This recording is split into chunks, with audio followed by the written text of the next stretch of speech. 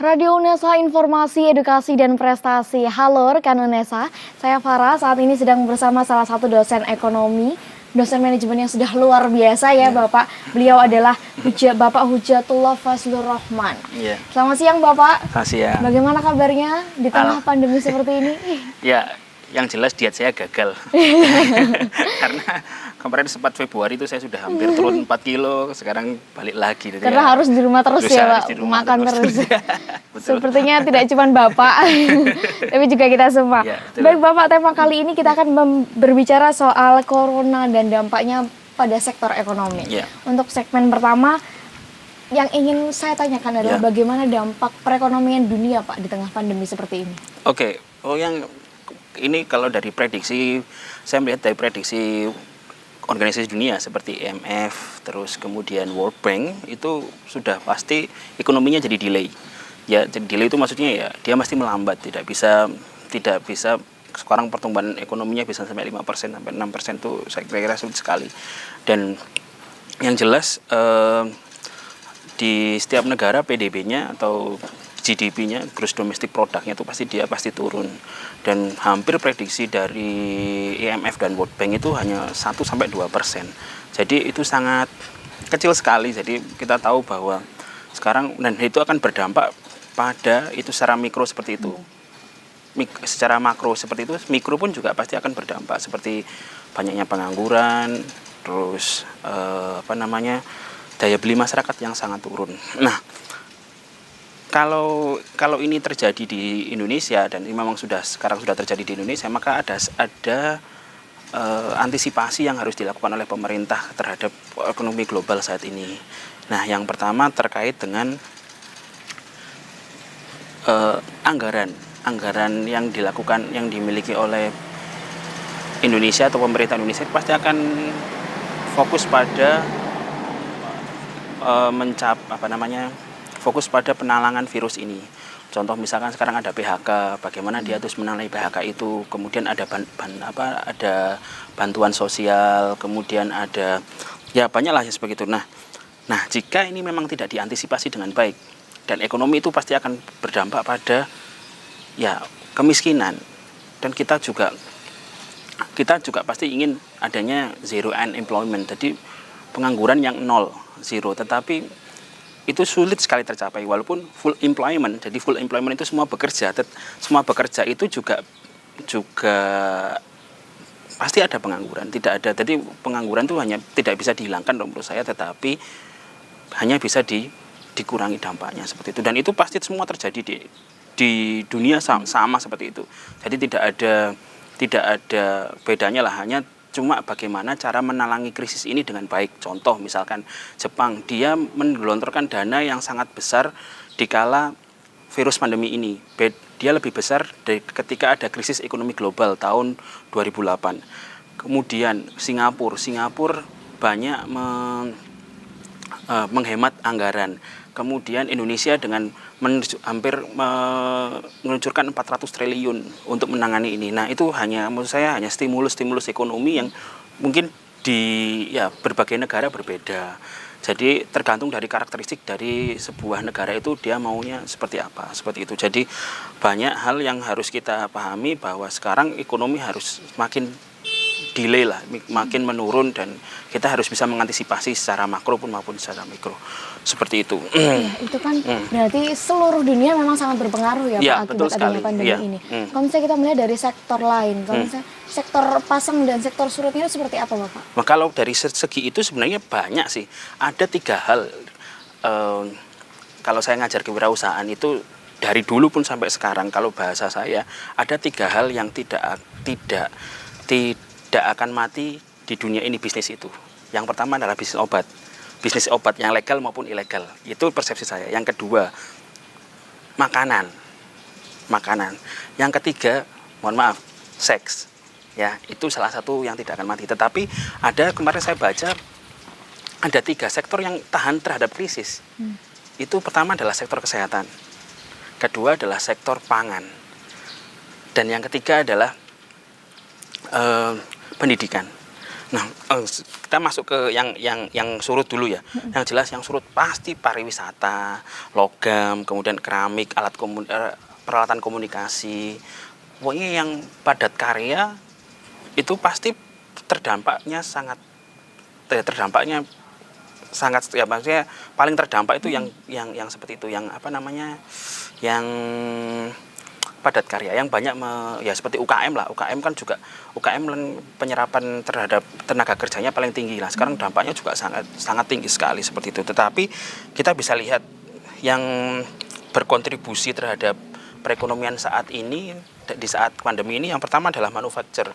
Jadi manufaktur itu mungkin dari produksi kayak gitu masih ada. Kemudian industri obat yang jelas sekarang orang perilakunya berubah ya, orang sudah semakin, sekarang Anda pasti minum vitamin toh setiap hari. Nah, pasti minum vitamin untuk menjaga kondisi. Terus kemudian apa namanya, Anda juga misalkan Anda minum obat-obatan, batuk sedikit langsung minum obat karena takut. Nah, itu juga termasuk kondisi yang berkontribusi. Kemudian ada kondisi jasa kesehatan. Yang jelas lah sekarang Anda sakit sedikit pasti takutnya nanya sama dokter, dok saya sakit apa dok, dan segala macam. Anda pasti takut sedikit langsung, oh saya cek lab lah, saya takut nanti kena, jangan-jangan saya kena corona. Itu pasti ada yang seperti itu. Panik, jadi ya ada jasa kesehatan yang juga berdampak terhadap perekonomian seperti itu. Terus yang kemudian yang tumbuh, kondisi yang tumbuh sekarang jelas ada logistik ya.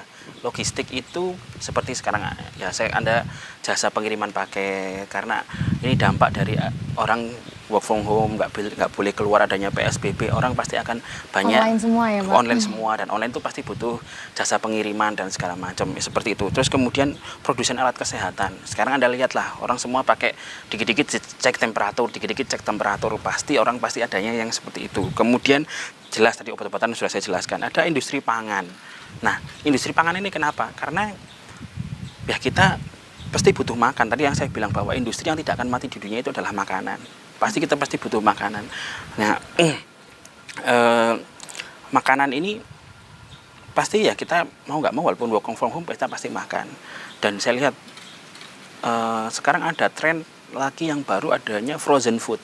Ya, frozen food itu kan ada perilaku yang berubah. Orang yang mungkin sekarang takut ke pasar mau beli ayam, takut, tadinya dia beli frozen. Jadi ada perubahan perilaku di situ. Kemudian ada lagi misalkan kita harus masak yang gampang-gampang lah, misalnya yang mudah-mudah saja, yang gampang masaknya seperti itu. Nah, kemudian di sini ada pendidikan. Nah, kenapa pendidikan seperti ini? Kita semua pasti sudah tahu hari ini kita belajar dari rumah, kemudian kita online juga. Berarti sekarang juga walaupun adanya pandemi ini banyak buku-buku yang diakses secara gratis seperti itu. Tetapi nanti akan ke depannya, ini kan ada isu juga bahwa tahun ajaran baru akan mundur sampai Januari. Nah, itu kan juga pasti akan ada jasa online. Kemudian tadi saya barusan mengikuti rapat ASPMBE, bukan rapat sih namanya ya, seperti diskusi untuk kurikulum merdeka.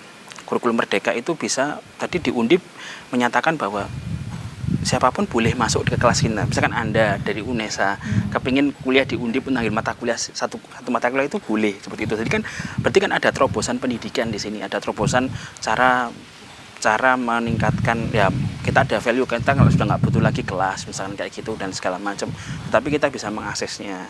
Nah, seperti itu. Nah, disinilah yang bisa tahu bahwa industri yang tumbuh ini sebenarnya masih ada, tetapi ya karena mungkin ini namanya krisis itu kan berdampak besar pada banyak orang, tetapi banyak yang diuntungkan. Contoh misalkan ya, contoh yang paling diuntungkan tadi sekarang ada logistik. Dulu krisis ekonomi 98, Anda sudah lahir belum 98, Mbak? Belum saya, Bapak.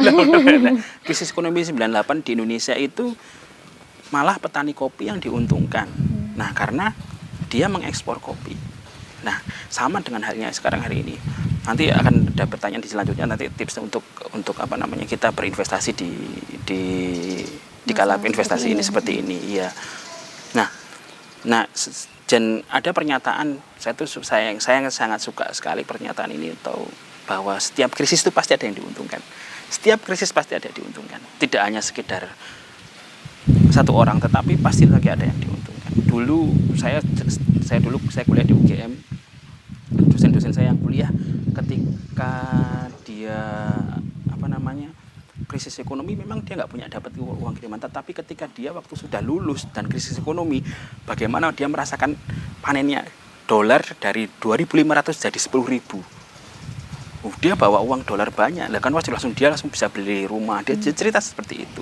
Tetapi juga ada yang ketika waktu dia masih sekolah ya, dia waduh, kirimannya rupiah, dari dapat beasiswanya rupiah dikonversikan ke dolar kan jadi sedikit. Nah itu juga, nah kan ada yang salah satu dampak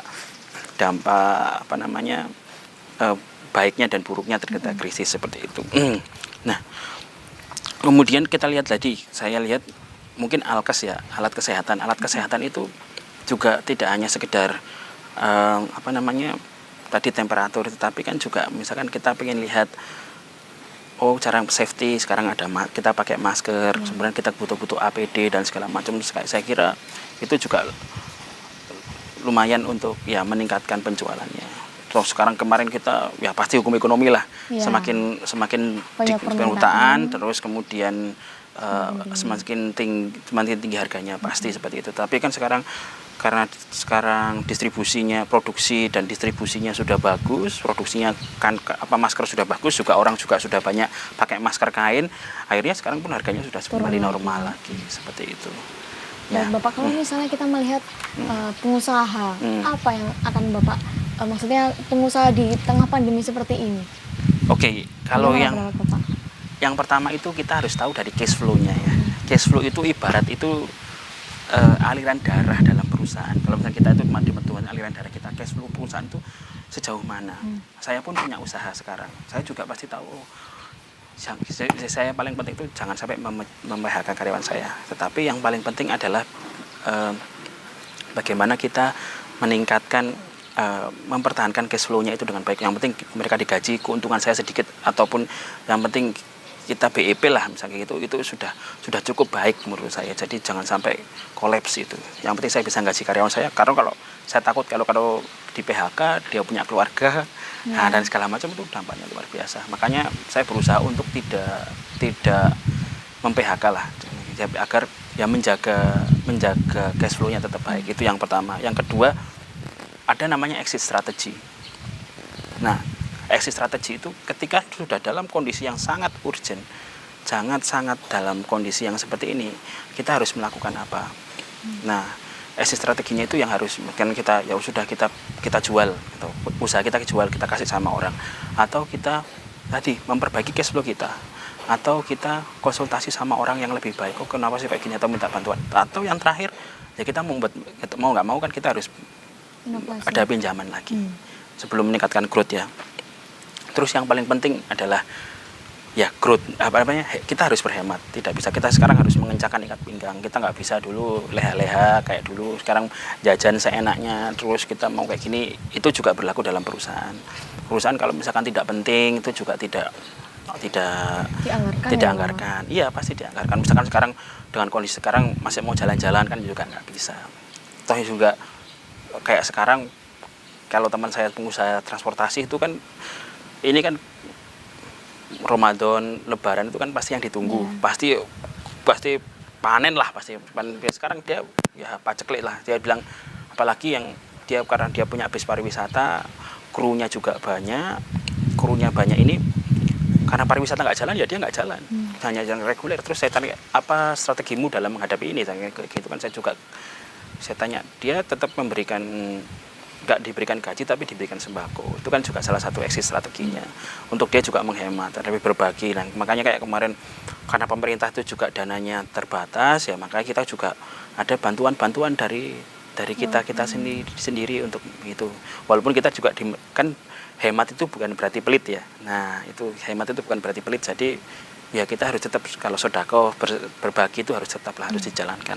Nah, kemudian yang jelas kita harus memberikan pengertian kepada karyawan. Misalkan kayak sekarang saya alhamdulillah saya bulan ini gajinya karyawan sih tetap kemarin tanggal 1.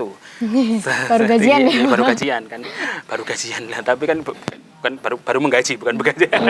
Bukan gajian, tapi kan setidaknya saya bisa tahu bahwa saya tidak mentelat. Tetapi ketika saya tanya, karena istri saya ini kan jualan online juga kan, terus dia juga punya supplier dan segala macam, toko-tokonya yang kalau misalkan ada diskon di TP itu saya banyak. Kemarin ada yang jualan roti itu cuma masuk 12 kali, terus yang jualan yang di toko-toko itu dia digaji 50%. Nah itu, tapi itu kan perlu disampaikan kepada karyawan, ada pengertian, oh ini loh kondisi saya kayak gini, kalau kamu saya pecat kan kamu juga susah nyari pekerjaan, lebih baik kamu gimana kalau misalkan kita potong lah gajimu. Garuda pun juga melakukan hal yang sama kok, semua perusahaan melakukan hal yang sama. Yang penting kalau saya dalam usaha saya, yang penting saya tidak mengecat karyawan, saya tidak memecat PHK itu udah opsi paling terakhir kalau saya, seperti itu. Terus nah, ada lagi strategi yang selanjutnya adalah tingkat penjualan, meningkatkan penjualan dengan harga termurah. Misalkan gini, oh saya itu yang dulu mungkin saya bisa untung 200 atau 2000, mungkin sekarang saya untung 500 tidak apa-apa, yang penting barang saya kejual. Itu juga salah satu strategi yang saya kira perusahaan pun juga semua, saya lihat kemarin di TP diskonnya besar-besaran. Nah, besar-besaran saya kira ya juga itu salah satu strategi untuk dia untuk bisa bertahan. Karena sebenarnya dalam bisnis itu bukan yang paling kuat dan terhebat yang bisa bertahan, tetapi yang dia bisa fit dengan kondisi yang cocok, fit ya, yang kalau bahasanya dalam pelajaran biologi itu survival in the fittest. Jadi yang paling fit terhadap keadaan yang sekitar seperti ini. Nah, dengan kondisi yang seperti ini kan kita nggak bisa kondisi yang ideal. Jadi perlu adanya strategi-strategi atau langkah-langkah untuk menyelamatkan bisnis kita, seperti itu. Dan kemudian yang jelas ya kita harus mengutamakan pelayanan. Misalnya kayak saya jualan online tetap aja jalan nih sekarang, kalau Anda pengen tahu itu lagi packing sekarang. Nah, packing karena itu juga yang bantu juga masih mahasiswa UNESA. Mahasiswa UNESA, tapi dia biasanya cuma Sabtu Minggu aja. Cuma weekend lah karena dia nggak kuliah, jadi dia bisa bantu. Nah, dia tapi ya ini pelayanannya kayak misalkan packingnya harus baik. Saya kira kemarin saya juga sempat diskusi dengan istri saya. Kan istri saya memang jualannya tas branded ya. Jadi yang tasnya ya untuk yang high end lah, yang mahal sekali. Tetapi lihat penjualannya tidak menurun. Tetapi dia mungkin punya target customer yang baik. Seperti itu. Nah, kemudian ya jelas-jelas penggunaan teknologi itu juga sangat penting. Makanya investasi, kalau menurut saya sih investasi istri saya pasti dari handphone.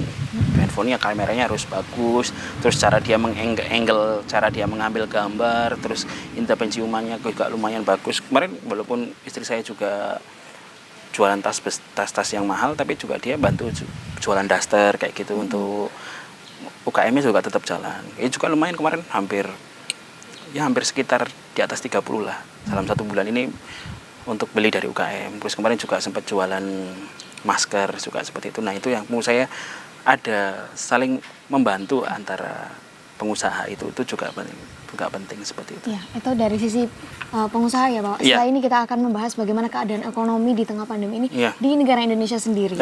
Jangan kemana-mana, tetap di Bincang UNESA Bisa.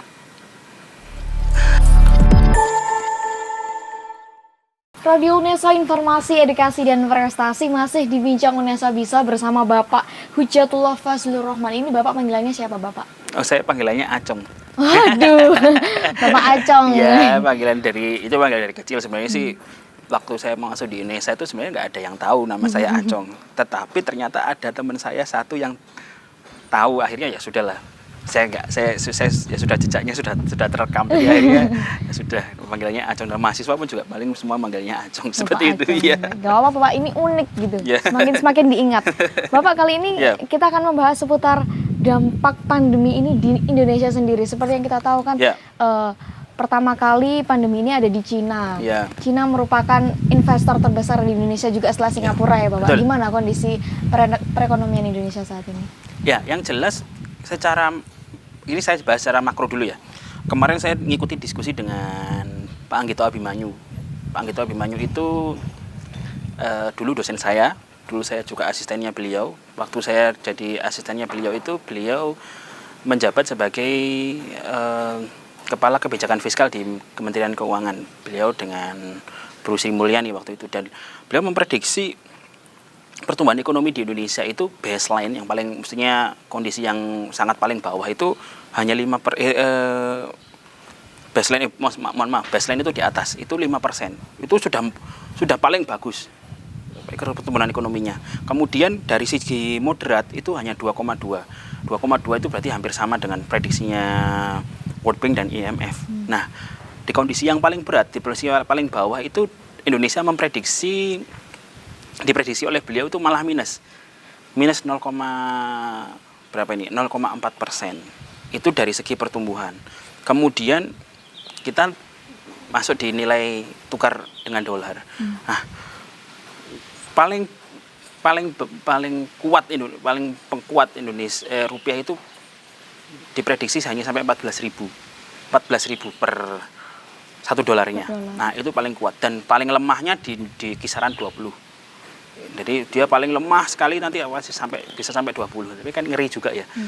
Bayangkan orang yang importir, kalau misalkan kayak eksportir kayak gitu, ngeri juga. Apalagi importir juga pasti semua yang berhubungan dengan dolar. Kemudian di angka moderatnya lebih pada 17.000. Jadi 17.000 rupiah per dolarnya. Nah, kemudian kita lihat dari inflasi paling bisa dikendalikan di sekitar 3%. Itu sudah paling, menurut saya sudah bekerja keras lah pemerintah di situ. Nah, tapi kemungkinan inflasi juga akan terjadi sampai di posisi 10%. Itu juga sangat berat sekali. Nah, angka moderatnya hanya 5%. Itu 5% ketika kondisinya juga normal. Seperti ini. Tapi kalau misalkan nggak normal ya pasti ya jangan sampailah inflasinya tinggi, kan bahaya sekali. Nah, kemudian dari defisit APBN kita dari segi makro, tapi dari segi saat ini adalah APBN itu adalah dari kebijakan fiskalnya. Nah, kebijakan fiskalnya itu baseline-nya produk domestik brutonya pada angka 1,7. Kemudian moderatnya 3% dan beratnya, yang efek beratnya 5%. Itu dari segi mikro. Nah, kalau dari segi makro jelas pasti dari segi makro, sekarang saya ngomong dari segi mikro, jelas penganggurannya berkurang, daya beli masyarakat berkurang, penghasilan masyarakat juga berkurang secara. Kalau mikro itu kan lebih pada individu kita. Anda pun juga sekarang tidak kuliah, bagaimana dampaknya, ada multiplier efeknya. Yang paling gampang di sekitar Anda, ibu kantin pasti nggak jualan. Nah, apalagi kalau misalkan dia itu menjadi tongkat hidupnya. Nah, kalau di UGM saya lihat kantin yang dulu ada namanya kantin Bonbin lah. Kalau anak UGM pasti tahu kantin Bonbin itu ada digalang oleh mahasiswa untuk iuran, memberikan ya sedikit mungkin uang kita atau alumni itu untuk menyumbang para yang jualan di situ. Itu yang dilakukan di UGM. Nah, semoga di Indonesia juga bisa meniru hal itu untuk yang mungkin di kantin baseball yang ya pasti tutup lah sekarang itu kan, ya pastikan gitu kan, itu mungkin bisa dilakukan. Nah, kemudian hal ini juga pasti akan berdampak pada bisnis. Bisnis kalau daya beli masyarakat berkurang, dia kan nggak bisa beli apa-apa. Nah, bisnisnya penjualannya turun. Kalau misalkan penjualannya turun, pasti dia akan terjadi ada PHK dan segala macam. Nah, itu loh yang kita harus antisipasi sampai hari ini. Makanya Pak Jokowi, pemerintah mengucurkan dana ada tiga langkah-langkah. Yang pertama, Menterian sudah memberikan, kalau dari tenaga kerja mendata adanya yang dia yang terkena PHK itu berapa orang, seperti itu ya, kita harus mendata. Kemudian adanya dialog di kalangan pengusaha. Jadi kan pengusaha juga semakin adanya dialog untuk siapa sih, kamu butuh apa sih, kalau kamu bisa dari luar kenapa nggak beli sama aku aja, misalkan kayak gitu. Nah, itu kan juga memberikan efek yang baik buat usaha. Jadi nggak usah membantu saling membantu. Kemudian ya sekarang yang jelas yang kemarin sedikit kontroversial adanya kartu prakerja. Nah, itu kan juga salah satu untuk mengantisipasi dari segi ketenaga kerjaan. Kemudian ada program ya padat karya. Kemudian kemarin juga misalkan kayak Gojek itu diberi ojek online itu diberi keringanan dalam cicilan. Nah, seperti itulah itu yang harus kita ya maksudnya apresiasi lah bahwa itu juga benar-benar membantu mereka. Kemudian dari Menteri Sosial juga pasti sudah memberikan bantuan langsung, kemudian adanya sembako. Nah, ini kemudian ada bantuan khusus yang marga miskin, bukan warga, kan ada yang kayak gini. Orang miskin karena pandemi ini atau virus ini, ada krisis ini, tapi ada orang yang sudah miskin. Nah, itu yang juga perlu dibantu seperti itu. Nah, kemudian adanya program keluarga harapan, ada keluarga ini. Nah, kemudian yang bagus ini kemarin ada PLN juga dia sudah memberi subsidi kepada rakyat masyarakat yang kurang mampu. Jadi misalnya yang voltasenya tidak terlalu tinggi lah, yang 9, mungkin yang di 400, yang dayanya 450 digratiskan 3 bulan. Nah, seperti itu. Kemudian Anda sendiri dapat bantuan kuota toh dari Indonesia. Nah, itu kan juga salah satu cara untuk ya pasti saya pun juga ngajar online pun yang saya pikirkan kuotanya mahasiswa. Kasihan.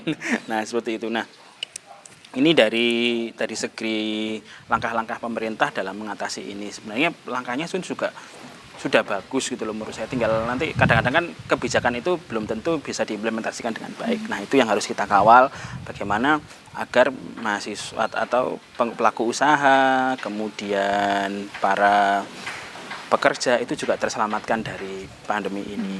Nah, dari pandemi ini maka kita harus benar-benar, misalkan begini tadi ya, dari yang harus kita antisipasi sebagai kita sebagai seorang pribadi itu, yang jelas kita harus bisa mengatur keuangan dengan baik. Mungkin ini bisa, Anda kan juga pasti orang tuanya juga punya gaji, kemudian terdampak adanya ini kan juga pasti berkurang. Yang usaha pun juga pasti berkurang. Yang jelas Anda harus membuat skala prioritas. Nah, skala prioritasnya di mana? Yaitu membeli makanan, membeli kebutuhan yang benar-benar dibutuhkan. Seperti ya, kebutuhan primernya itu dipenuhi dulu lah, jangan sekunder sama tersiernya nanti dulu. Yang penting primernya itu dulu. Kemudian kita harus bisa mengalokasikan untuk investasi dari segi kita sendiri. Nah, kalau investasi ini seperti apa? Tetapi investasi ini bisa dilakukan ketika dana cadangan minimal kita itu, misalkan kita nanti nggak dapat, krisis ini gaji kita kepotong 50%. Nah, kepotong 50% ini sudah bisa minimum atau belum? Nah, kalau ini sudah minimum, sudah selesai, maka kita bisa melakukan investasi itu untuk jangka panjang. Misalnya untuk jangka panjang, untuk ya agar kita tidak punya tabungan yang, kalau tabungan itu kan tidak hanya nabung aja, tetapi kan tidak berkembang seperti itu. Yang jelas, yang selanjutnya adalah kita harus berhemat. Kita dengan berhemat itu kan kita dengan berhemat itu kan kita juga membantu pemerintah. Pemerintah tidak perlu membantu kita tidak terlalu boros, membelikan hal-hal yang penting saja. Kemudian yang jelas kita harus memilih jasa keuangan yang tepat itu. Misalkan kita harus mau investasi saham atau kita mau investasi dan segala macam. Seperti itu. Kalau misalnya apa aja yang perlu dipersiapkan masyarakat di tengah pandemi seperti ini dalam sisi perekonomian, kayak misalnya para pegawai ada yang mungkin THR-nya nggak cair gitu kan, ya. Apa yang harus dilakukan supaya ekonominya tetap stabil? Jadi yang pertama yang harus dilakukan oleh masing-masing orang dalam mengantisipasi ini adalah yang jelas kebutuhan primernya harus dipenuhi dulu. Nah, itu menjadi skala prioritas yang pertama. Nah, kemudian kalau pemerintah itu sudah punya kebijakan, tinggal kita itu mengikuti saja seperti itu. Oh, anjurannya di rumah, ya semua di rumah saja dulu. Walaupun nanti penghasilan kita turun, ya kita harus menurunkan pengeluaran kita. Jangan sampai kita itu mengikuti gaya hidup kita itu juga berbahaya seperti itu. Dan dana cadangan kita juga harus. Makanya kan kalau saya ngajari UKM dan untuk mengajari manajemen by amplop seperti itu ya. Jadi ketika di kondisi yang normal sebenarnya kita tuh harus membagi keuangan kita jadi 3. Ya. Yang pertama pengeluaran kita yang secara tetap. Kemudian misalkan Anda tiga yang amplop yang pertama itu untuk pengeluaran yang tetap. Terus yang kedua itu dibagi 2 untuk tabungan dan kesehatan. Karena kita nggak tahu kapan kita sakit. Nah, itu 3 hal ini yang harusnya kita lakukan ketika sebelum krisis. Nah, kita akan tahu manfaatnya ketika krisis ini. Ketika penghasilan kita tutup, amplop pertama yang kita tabungkan itu habis, nggak ada isinya, berarti kita punya tabungan yang nomor 2 dan 3 ini. Nah, itu yang harus kita antisipasi sebenarnya. Nah, tetapi tabungan ini juga jangan dihabiskan, karena kita juga perlu investasi untuk kita kan nggak tahu sampai kapan investasi ini akan pandemi ini akan berjalan. Kalau sekarang saya tadi bilang sampai tanggal 29 Mei, tetapi kan sekarang bisa aja nanti bisa lebih, kan kita nggak tahu. Saya juga ada, kalau misalkan nanti saya juga anggap aja tahun ini dari Maret sampai Januari itu kuliah online semua, misalnya kayak gitu ya, kan kita harus mengantisipasi bagaimana kemungkinan terburuk ya Pak. Ya, kemungkinan terburuknya seperti apa. Misalkan sekarang kita harus beli, nah itu yang harus kita antisipasi. Jadi jangan sampai kita itu boros lah, gaya hidupnya itu dirubah lah. Semua perilaku akan berubah. Karena pandemi ini pasti akan semua perilaku berubah, dan kita tidak boleh menyepelekan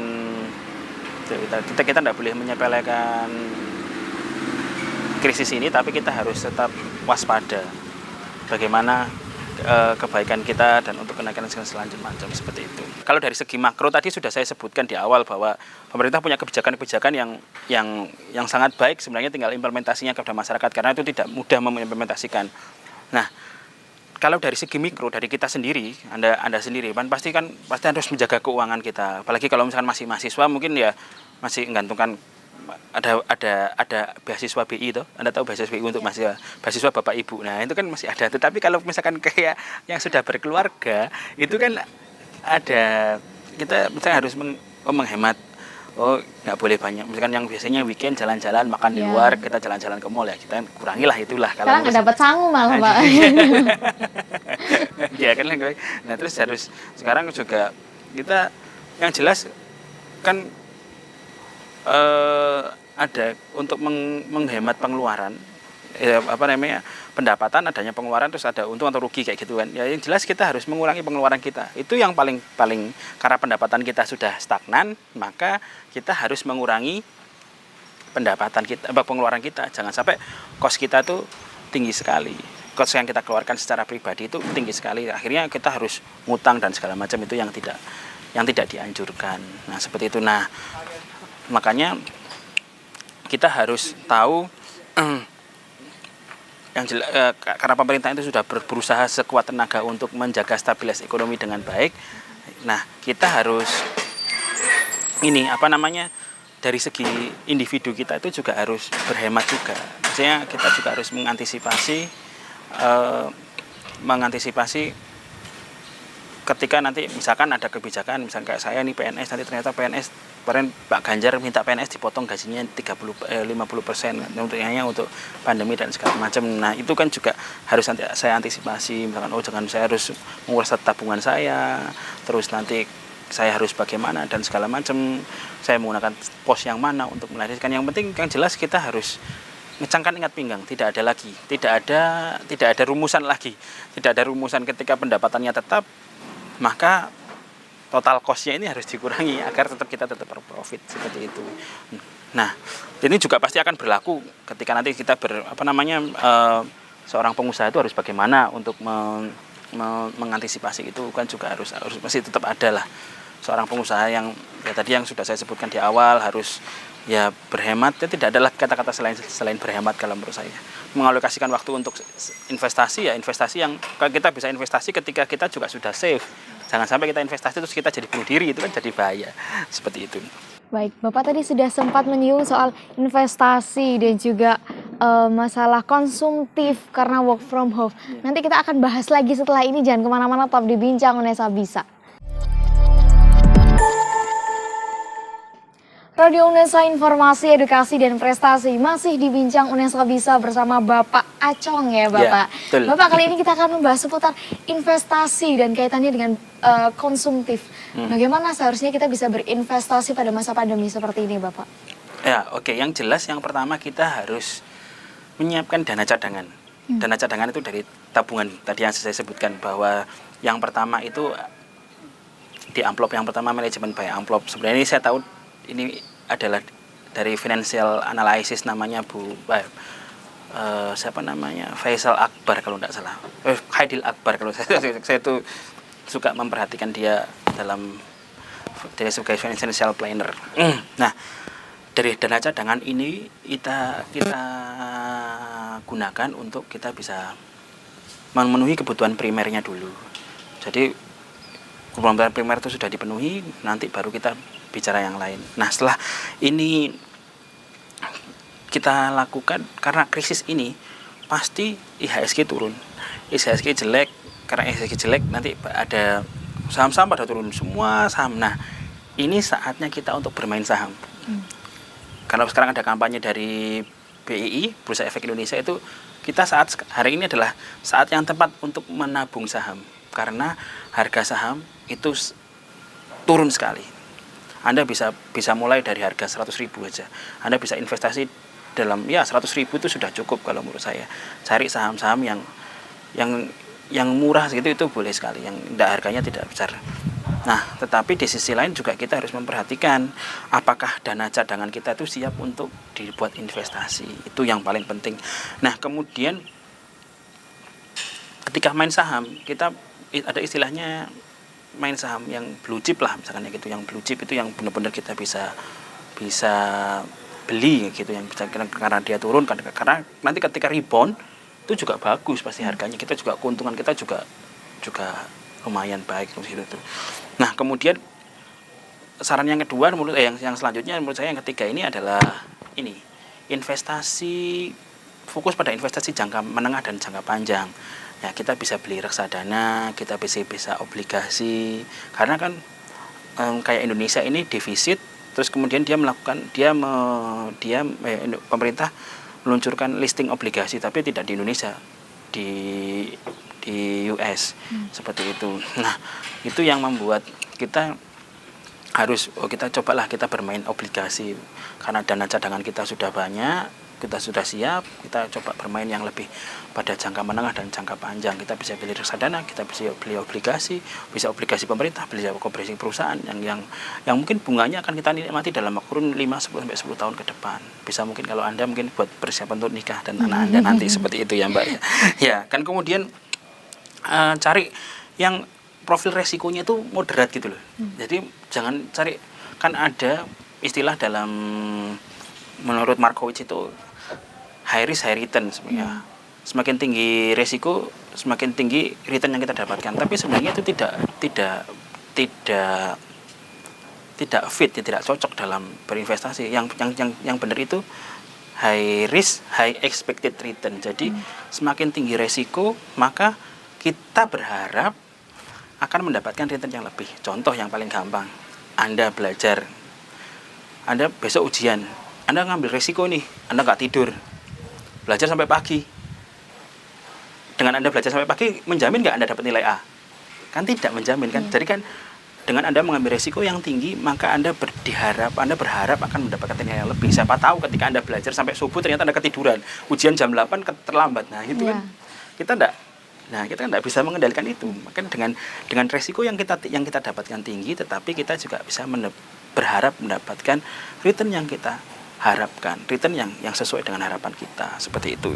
Nah, apa Pak ciri-ciri yang profitnya moderate seperti tadi, Pak? Yang sebenarnya yang resikonya tidak terlalu tinggi, makanya jangan main saham saham gorengan atau saham yang mungkin harganya kayak misalkan Unilever yang harganya bagus tinggi. Jangan main yang harganya seperti itu, yang persami.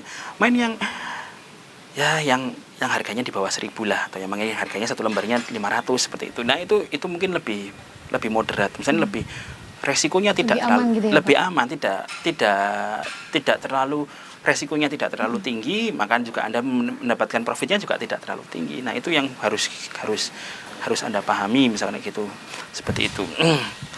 Nah, di sisi lain juga secara finansial pun, karena saham itu volatilitas, Anda juga harus siap kehilangan uang yang banyak. Ketika portofolio Anda tidak bagus, ya maka Anda harus siap dengan kondisi yang seperti itu.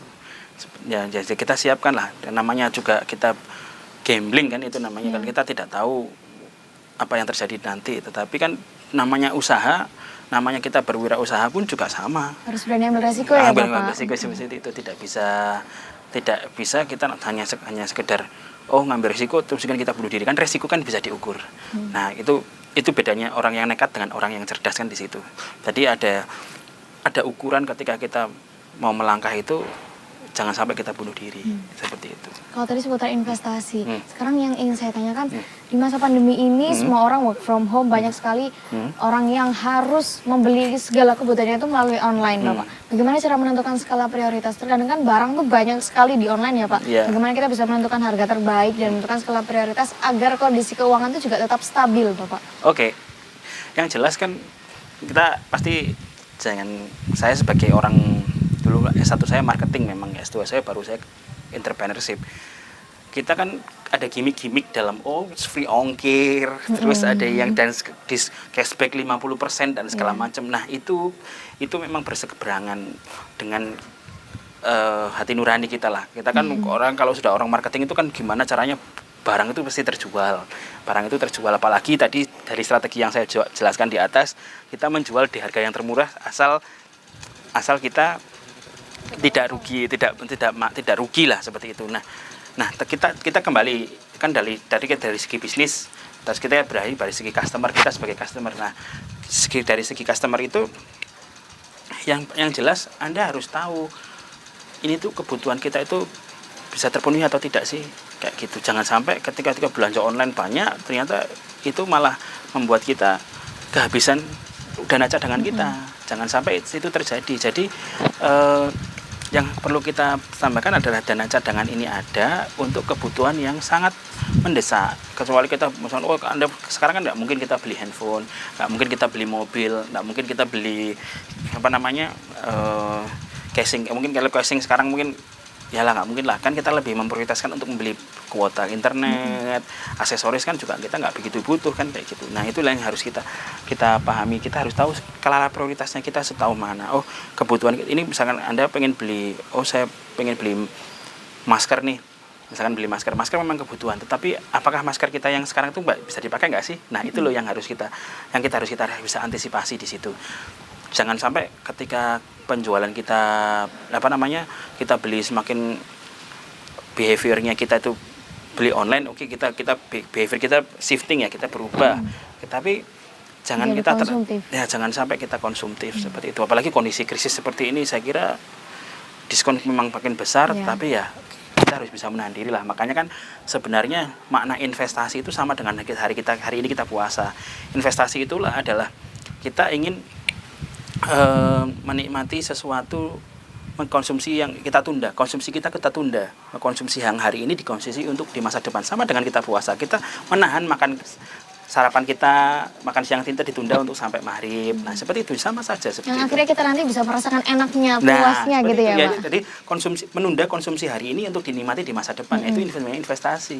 Investasinya di situ, karena sekarang kan dalam kondisi yang sekarang kita harus puasa, mungkin kita harus tirakat lah, kalau bahasanya dalam bahasa orang Jawa itu harus tirakat ya. Kita tidak bolehlah berfoya-foya, ya makan seadanya saja lah, misalkan yang bisa apa dan segala macam. Ya itu kalau menurut saya sih yang paling bisa itu harus kita menahan ya dari diri kita. Kan kalau saya itu sering nonton film, mungkin Mbak itu Confession of the Shopaholic kayak gitu kan, orang yang dia sangat gila belanja pakai kartu kreditnya. Nah itu kan sebenarnya itu jadi candu nanti ya harus ada terapinya. Sama juga sekarang kita harus bisa belajar kan, kalau dalam film-film, kalau saya ngajar di kelas manajemen itu saya sering mereka untuk nonton film-film yang seperti itu gitu loh, yang ya kayak Devil Wears Prada kayak gitu kan, juga bagaimana cara dia memanage orang dalam perusahaannya. Nah kembali kepada yang ini, perilaku konsumtif itu harus kita sendiri yang bisa jaga, tidak bisa orang lain. Dan kiat-kiatnya bagaimana, kembalikan lagi pada kebutuhan kita. Kalau misalkan itu kira-kira butuh enggak sih, kalau nggak butuh banget ya jangan dulu lah, tundalah. Nanti kan kita juga masih bisa beli nanti kayak gitu, jangan beli sekarang. Ya ibarat kita investasi, janganlah kita beli sekarang, kita beli yang benar-benar kita butuh saat ini, seperti itu. Berarti tidak cuma melihat bagaimana kebutuhan itu butuh banget atau enggak, dan juga memanfaatkan apa yang sudah ada gitu ya Pak. Betul sekali. Kalau misalnya e-commerce gitu kan, itu kaitannya dengan digital, dunia digital. Apa kaitannya dunia digital sebagai jawaban dari pandemi seperti ini Bapak? Ya, saya kira saya kemarin riset tentang bukan riset, saya mengajukan proposal pada supervisor saya. Saya mengajukan tentang Instagram sebagai new mall. Coba sekarang Instagram itu benar-benar tidak hanya sebagai sosial media, dia bisa punya penjualan yang dari yang baik, dan semua tas branded pun juga dia juga menyasar Instagram. Dia juga promosi di sana. Nah, ini benar-benar menjadi peluang. Jangan-jangan nanti Instagram pun juga bisa mengalahkan blibli.com dan atau bukan beli Shopee dan sosial media yang lain. Ya, ini yang kita harus bisa investasi. Saya lihat dari statistik kemarin itu juga mereka Instagram memiliki penjualan yang lumayan growth, dan dia juga punya fitur-fitur yang baik untuk bisa berjualan. Tetapi kemarin ada kasus sih, kalau istri saya kemarin karena dia foto sendiri itu dikira itu ngambil foto dari perusahaan. Copyright gitu ya, kok kena copyright. Tapi istri saya sampai banding akhirnya. Sebenarnya tidak. Tidak. Banding pasti ada, kan juga pasti foto sendiri, terus juga pasti ada watermarknya kayak gitu loh. Jadi watermarknya itu ada tuh. Jadi sebenarnya tidak ada masalah seperti itu. Nah, memang e-commerce itu jadi e-commerce kan ada macam-macam ya, dengan sosial media, ada yang marketplace, ada yang seperti blibli.com yang dia benar-benar menjual ini kan nggak ada orang lain yang menjual, kan dia sendiri, blibli.com seperti itu. Nah, itu yang menurut saya juga ya menjadi bukan alternatif ya, sekarang menjadi perubahan perilaku. Kita pun juga harus belanja online karena kita tidak bisa keluar. Juga banyak orang yang memanfaatkan momen ini untuk berjualan seperti itu. Nah, kayak kemarin saya lihat di Twitter dan di Instagram, sosial media yang lain, banyak orang yang membantu, kayak influencer itu banyak membantu UKM ini untuk bisa tetap berjualan seperti itu. Jadi saya kira efek pandemi ini juga mengharuskan si UKM ini ya ini untuk meningkatkan penjualannya melalui online. Tidak sekedar dia jualan secara konvensional. Jadi memang fasilitas e-commerce itu benar-benar membantu lah menurut saya. Kayak misalkan sekarang apa sih bedanya kalau istri saya work from home sama enggak? Kalau menurut istri saya sih nggak ada bedanya. Kalau istri saya dia tetap bekerja di rumah dengan peningkatan penjualannya yang cukup signifikan. Kalau kita melihat e-commerce dunia digital ini kan berarti kita sudah membicarakan soal ekonomi kreatif ya Bapak. Bagaimana ekonomi kreatif ini menjadi peluang besar di masa pandemi ini, dan apa aja sih contohnya Bapak? Kalau saya melihatnya lebih pada podcast ya. Kalau kerajinan, kalau tadi saya coba mencari ekonomi kreatif, saya kira ekonomi kreatif benar-benar terdampak karena pariwisata terdampak sekali. Yang bisa hanya menurut saya ya yang kita menjual secara online ya, kita menjual diri kita secara online. Misalnya kemampuan kita apa, terus kita banyak subscriber di situ, kita bisa ada Google Ads-nya, kita dapat dari iklan dan segala macam. Itu yang paling memungkinkan untuk digunakan dalam dimanfaatkan ekonomi kreatif. Kira-kira dalam kondisi pandemi ini ekonomi kreatif yang paling terdampak. Kan kita juga kemarin juga karena ada PSBB, orang nggak bisa syuting film, kan juga sangat-sangat terdampak sekali. Seperti itu. Bagaimana kiat sukses kita Bapak untuk berjualan di sektor e-commerce ini, apalagi buat mahasiswa atau mungkin yang awam yang belum mencoba sama sekali Bapak? Yang pertama itu menurut saya adalah membangun trust. Nah, trust ini dibangun dari misalkan kalau dulu itu zaman saya masih kuliah itu kan orang jualan di Kaskus ya, terus dia nunjukkan struk JNE-nya, oh ini loh udah tak kirim lah kayak gitu.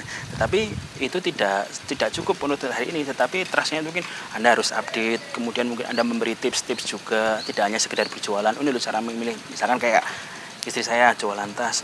Oh, jualan tas itu misalkan biar tahu mana sih barang yang fix, mana sih yang original, itu kan juga harus tahu. Itu juga bisa di-share. Oh, ini lebih kayak gini. Terus dia juga membuat caption yaitu membuat framing medianya di sosial medianya, di captionnya itu juga tidak mudah menurut saya sih, walaupun itu harus diasah. Nah, trusted-nya itu yang karena kita trust-nya juga baik, ya pasti orang akan percaya dengan produk kita. Kayak gitu. Kalau istri saya jelas kalau misalkan trusted buyer, ya pasti barang belum dibayar bisa langsung dikirim. Tapi kalau enggak ya enggak berani. Tetapi kan itu harus benar-benar trust-nya harus dibangun. Jangan sampai kita nipu, kan banyak sekali orang yang nipu. Nah, itu jangan sampai seperti itu, jangan sampai terjadi lah. Itu menurut saya sangat bahaya. Karena kepercayaan itu tidak bisa dibeli. Kemudian kita harus ada selain itu target marketnya jelas.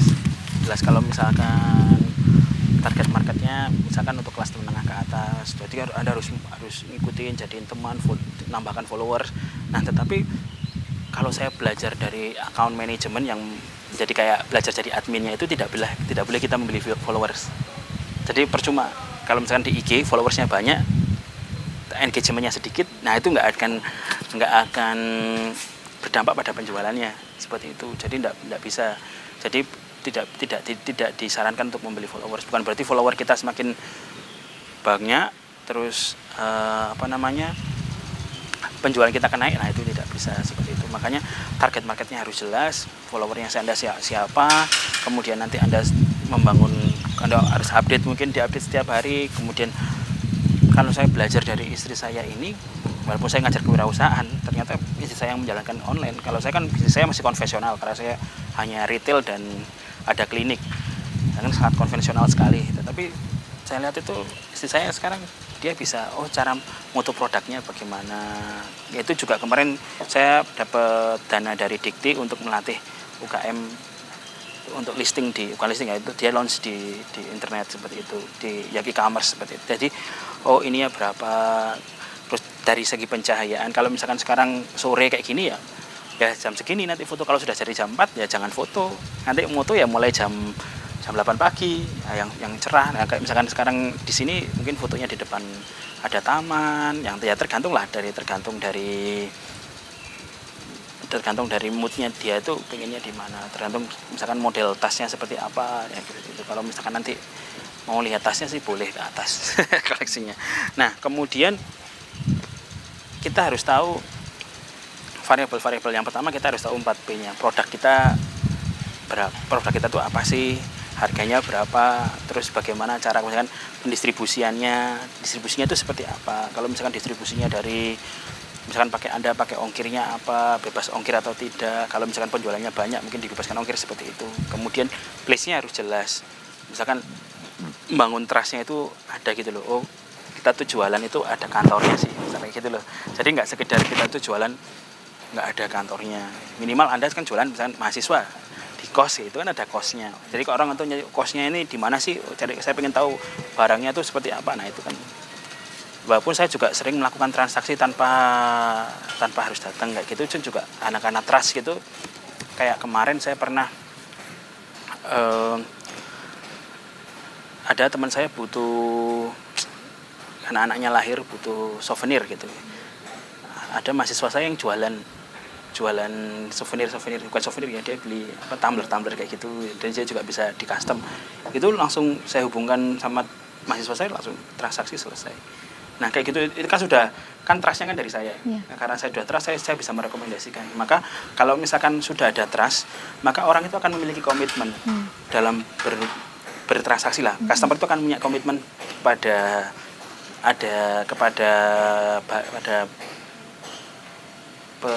penjual online-nya. Nah, kalau setelah itu, setelah dia punya komitmen, dia akan menjadi loyal. Nah, loyal itu adanya repeat buying, adanya pembelian ulang. Nah, kalau pembelian ulang itu terjadi, maka ya dia akan lebih gampang lagi untuk mendrive penjualan. Jadi memang yang paling utama adalah bagaimana kita membangun trust dulu ya Bapak. Ya, setelah itu kita memanfaatkan sosial media dengan baik gitu ya Bapak. Ya, karena sekarang saya di kelas wirausahaan saya karena dia sekarang tidak bisa jualan dia harus jualan online. Tapi sebelum jualan online saya latih dulu dia untuk membuat untuk produknya bagaimana. Kemudian dia mendesain untuk captionnya dia harus seperti apa, untuk juga kata-katanya bisa menarik kayak seperti itu kan juga tidak mudah, perlu dilatih. Nah kemudian dia menetapkan harganya berapa, kan orang misalkan posting di apa namanya di sosial media itu kan harus nama produknya apa, kemudian harganya gimana, bahannya apa dan segala macam itu kan harus jelas kayak gitu. Nah itu yang juga dapat membantu kepercayaan dari konsumen terhadap kita sebagai penjual seperti itu. Ya, baik Bapak. Terima kasih banyak. Kita sudah berbicara banyak mulai dari ekonomi dunia, Indonesia sampai saham dan juga e-commerce ya Bapak. Betul sekali.